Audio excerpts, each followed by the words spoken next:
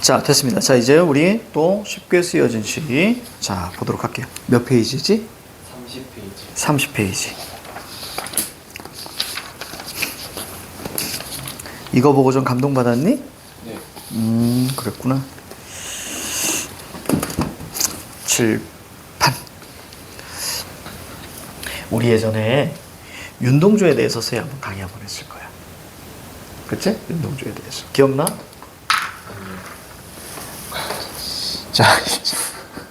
자, 일제강점기. 자, 쓸 시간 드릴게요. 그냥 이 부분 집중해. 윤동주 전체 공식대로 좀 알려줄 거예요. 자, 일제강점기. 어쨌거나 이것은 우리가 쉽게 쓰여진 시 같은 경우는 이 녀석과 같이 저기 백석에 흰 바람벽에 서서인가 뭐 그거 같이 해야 돼. 흰 바람벽이 있어. 어쨌거나 성찰 다짐에 대한 이야기이기 때문에 자, 일제강점기는 우리는 어떻게 이해해야지? 부조리현실.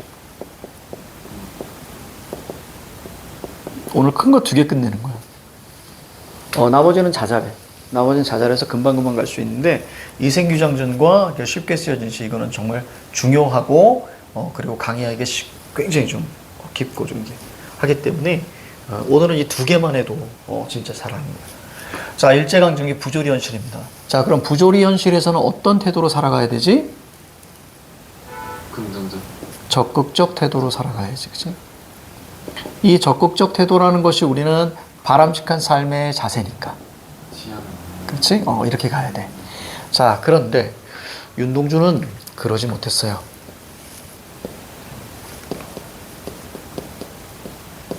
왜냐하면 얘는 기본적으로 억압적 현실이니까. 자, 그래서 이것이 그대로 반영되는 삶을 살았어. 자, 그래서 얘는 소극적 태도로 살았습니다.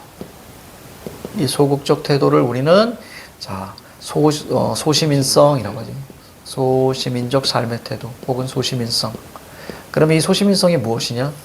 저 부조리한 시대 현실에 그렇죠. 수능,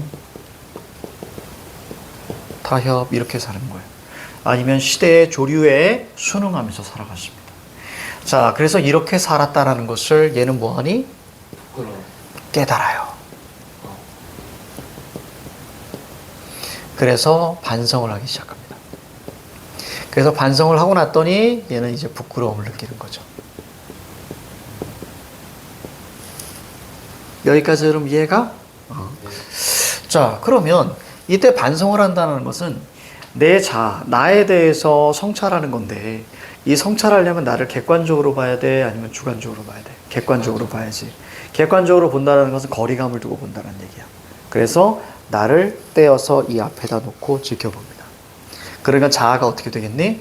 이제 긍정자와 부정자로 나뉘어지기 시작하는 거야. 이제 자아 얘기가 여기서 나옵니다. 따라서 여기에서의 자아는 마이너스 자아죠. 그래서 이 자아에 대해서 이렇게 얘기합니다. 현실적 자아. 됐지? 자, 그 다음에 혹은 현상적 자아. 혹은 뭐 피상적 자아. 이런 식으로 얘기해요. 어쨌거나 우리가 현실에 반영되는 그런 자아이기 때문에 현시적 자아. 이것은 우리가 바깥으로 보여지는 거니까 외적 자아라고 합니다. 됐죠? 그래서 이 자아를 이렇게 들어봤더니 내가 너무 소극적으로 살았구나. 이것을 깨닫습니다. 그래서 반성을 하고 부끄러움을 느끼죠. 자, 그리고 나서 자, 얘는 이렇게 가게 돼요.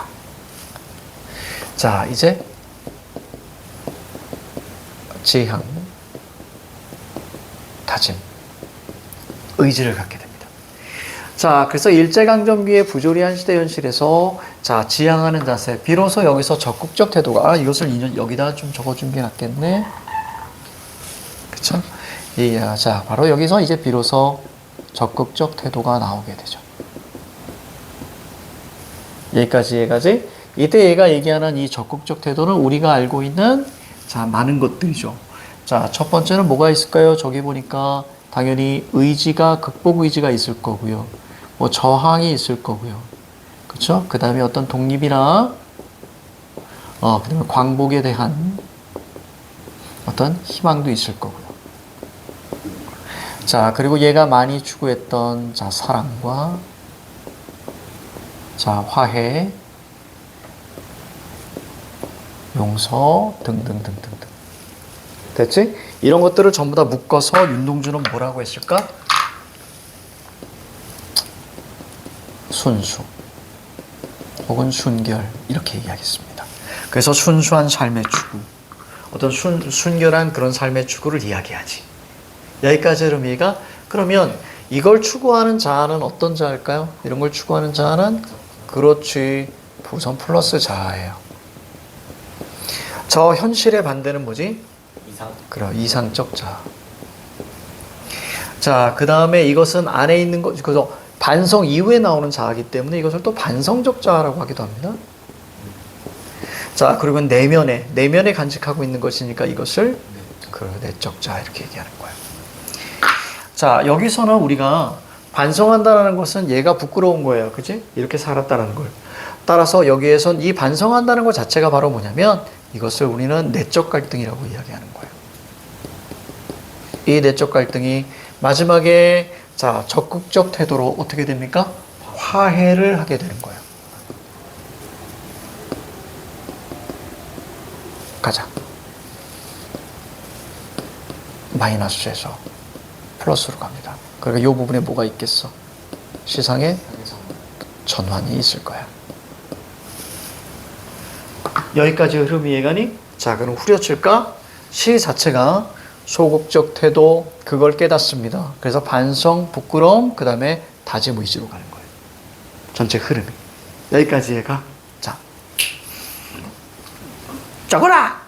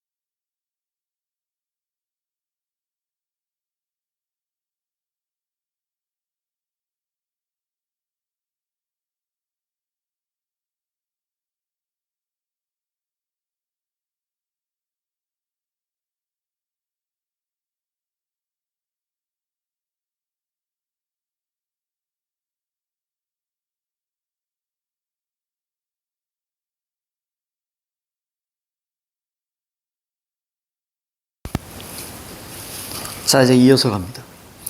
자, 본문 들어갈 거예요. 윤동주의 쉽게 쓰여진 시.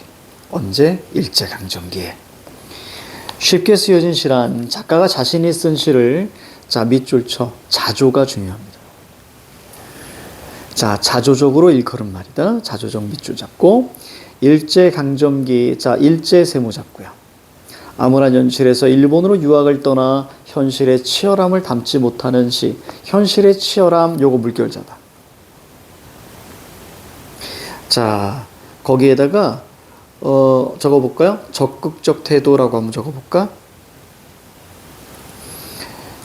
이러지 못하고 그냥 시를 쓰는 의미가 자, 뭐가 있는지. 자, 엄격한 자기 반성과 성찰, 물결칩니다. 이 작품은 일제강점기라는 암울한 시기를 살아가는 지식인의 현실인식과 자아성찰, 이 말이 되게 중요해. 자, 거기 딱 나오죠. 쌤이 늘 강조하는 말이 거기 딱 눈에 들어오지. 지향, 바람직한 삶의 자세. 그치? 매년 강조했지. 자, 시작합니다. 창밖에 밤비가 속살거려. 자, 밤비. 자, 거기 우리가 두 가지 의미가 있어요. 자, 밤비에다 네모 한번 잡아. 먼저 어둡다 이미지가 눈에 들어오지. 그치? 그러니까 암울한 시대일 수도 있고요. 그 다음에 또 하나는 밤이니까 성찰을 합니다. 그렇죠? 그래서 이 두 가지 중요하다. 육첩방은 남의 나라. 지금 화자가 어디 있는 거예요? 그치? 일본에 있는 거예요. 시인이란 슬픈 운명인 줄 알면서도 한 줄 시를 적어볼까? 땀내와 사랑내 포근히 담긴 보내주신 학비 봉투를 받아서 대학 노트를 끼고 늙은 교수의 강의를 들으러 간다. 그래서 오른쪽에 묶어서 뭐라고 써있어? 시대적 현실과 거리가 있는 지식인 삶이라 그랬지? 그치? 그럼 오른쪽에다 이렇게 적어줘야지. 자, 어떤 삶? 적어보자. 소시민적 삶의 태도.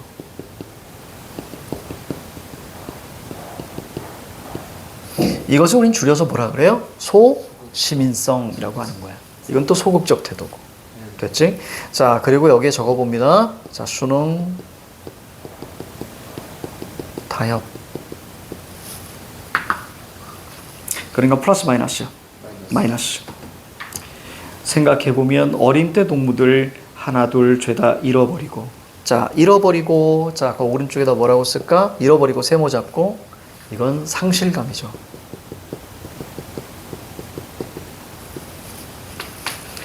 자, 잃어버리고. 나는 나 동그라미. 그치? 뭐라고 잡을까? 명시적 화자.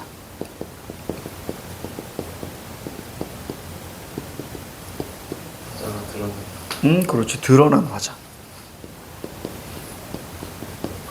명시적 화자, 드러나는 화자. 나는 다만 홀로 침전하는 것일까? 침전, 거기다 세모 잡으세요. 거기 자체가 중요해. 하강적 이미지라는 게 되게 중요해. 그치? 자, 그래서 침전하는 것일까? 성찰하는 거예요, 계속. 인생은 살기 어렵다는데 시가 이렇게 쉽게 쓰여지는 것은 밑에 뭐라고 했어? 현실에 대항하지 못하고 시를 쓰는 자신에 대한 부끄러움이라고 돼 있지, 그지? 그러니까 오른쪽에도 뭐예요? 자, 이거 어떤 태도? 그래, 그냥 소극적 태도라고 하면 적어. 혹은 뭐 소시민성, 그치? 이거에 대해서 부끄러운 일이다. 물결 잡으세요. 그렇지. 자, 그러면 칠판 봐. 어디까지 왔어, 우리? 여기까지 왔어. 그치? 자, 이제 뭐가 나와야 돼? 이제 마지막 긍정 태도로 마무리하는 것만 남았다. 육첩방은 남의 나라 창밖에 밤비가 속살거리는데. 자, 그러면 요거 어디 있었어? 1년에 그대로 있었어. 그치? 자, 1년에 자, 변형, 반복이죠. 그래서 오른쪽에 현실의 재인식. 요거 밑줄 치고 별표 하나 하세요. 현실의 재인식. 여기서의 반비는 그냥 부정적 현실 정도로 보시면 됩니다. 자, 창밖에 밤비가 속살거리는데 현실의 재인식. 자, 등불을 밝혀 어둠을 조금 내몰고. 등불 밝다 이미지, 그지? 어둠은 어둡다 이미지. 그러니까 등불 자체에서 우리는 뭐라고 보냐면 등불을 우리가 본다면 자, 등불에다가 우리가 사실 의지라고 보면 되겠죠? 극복 의지겠죠? 그렇죠? 그리고 여기에서 오른쪽 끝에다가 하나 적어보세요. 끝에다가 뭐라고 적으시냐면 여기는 밝음과 어두움의 대비가 있다라고 봐도 돼. 그래서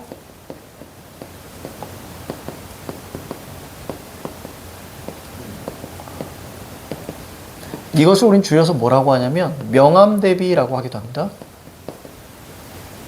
이렇게 밝음과 어두움의 대비, 자 명암 대비.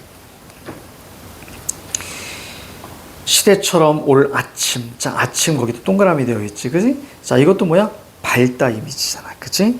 그러니까 이 아침이라는 것은 기본적으로 이야기하면 우리 뭐라고 보셔도 돼. 윤동주 일제 강점기니까 의지. 광복이나, 그치? 독립이라고 할까요?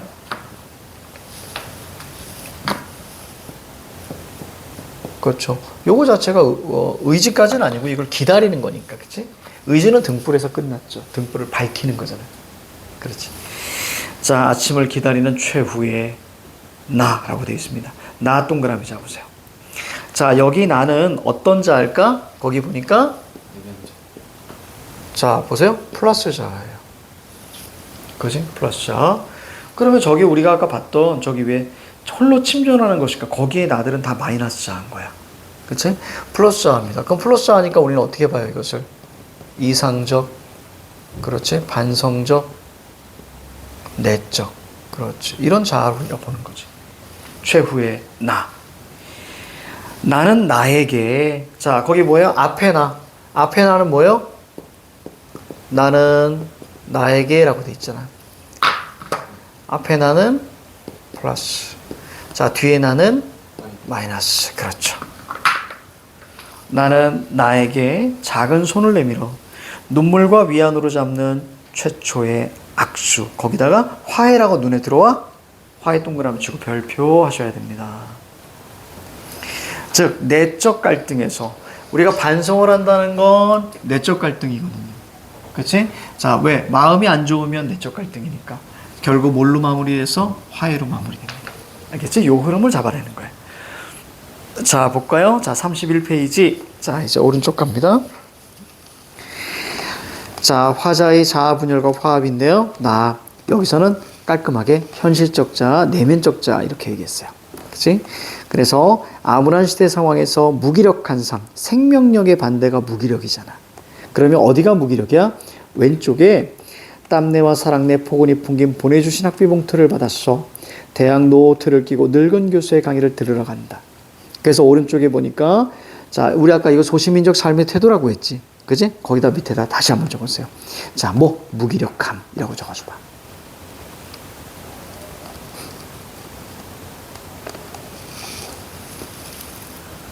됐죠? 그래서 내면적 자, 다시 말하면 이런 걸 우리는 좀 더 하이 레벨로 얘기하면 지식인의 양심이죠. 그렇지? 나는 양심, 근데 내 양심을 속이고 살았다는 거지. 그렇지? 왜? 옳은 건 해야 되는 거거든. 그렇지? 지식인은. 자, 그래서 현실을 극복하는 의지를 지닙니다. 최초의 악수. 자, 별표 치셔야 돼. 어떤 게 눈에 들어와? 화해가 눈에 들어오면 됩니다.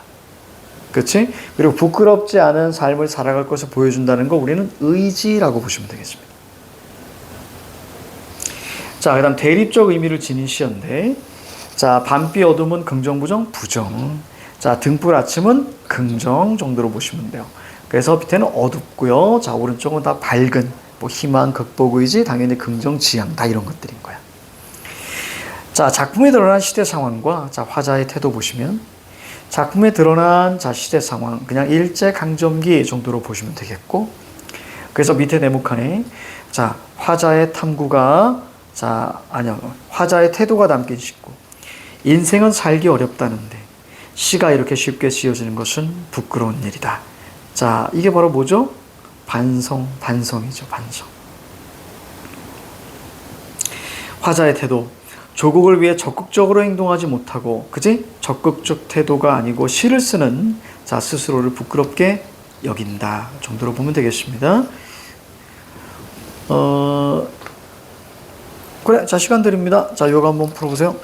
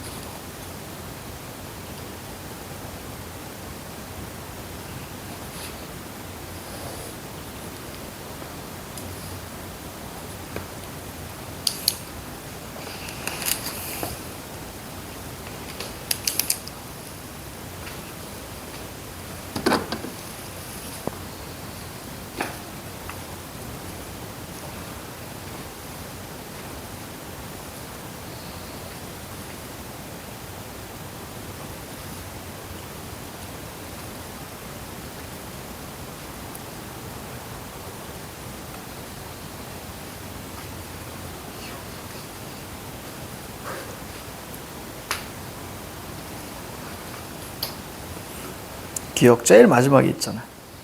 이제 잡았어요.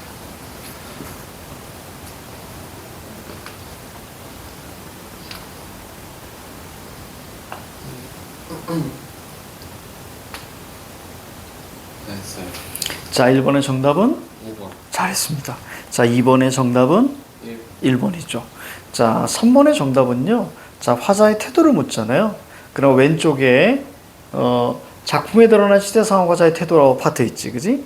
거기에서 마지막 조국을 위해 적극적으로 행동하지 못하고 시를 쓰는 스스로를 자, 부끄럽게 여긴다. 자, 그 부분이겠지, 그지? 그래서 그냥 무기력함이라고 하셔도 되겠죠. 부끄러움 정도만 쓰셔도 퍼펙트합니다.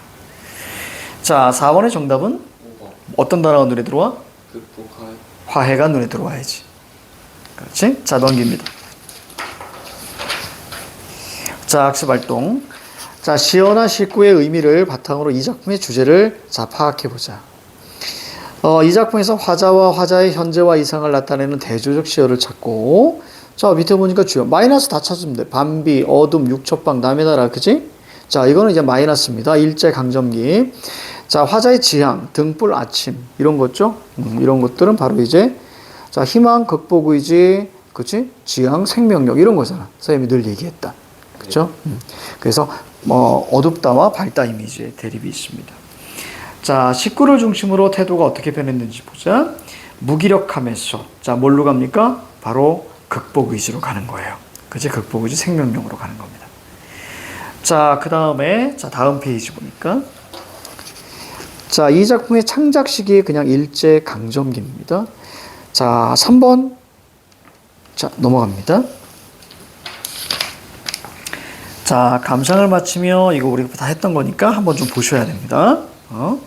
자, 다른 건 괜찮은 것 같은데 자, 뒤에는 우리가 꼭 나중에 꼭 풀어보셔야 됩니다. 뒤에 우리가 소단원 평가 이런 것들은 꼭 풀어봐.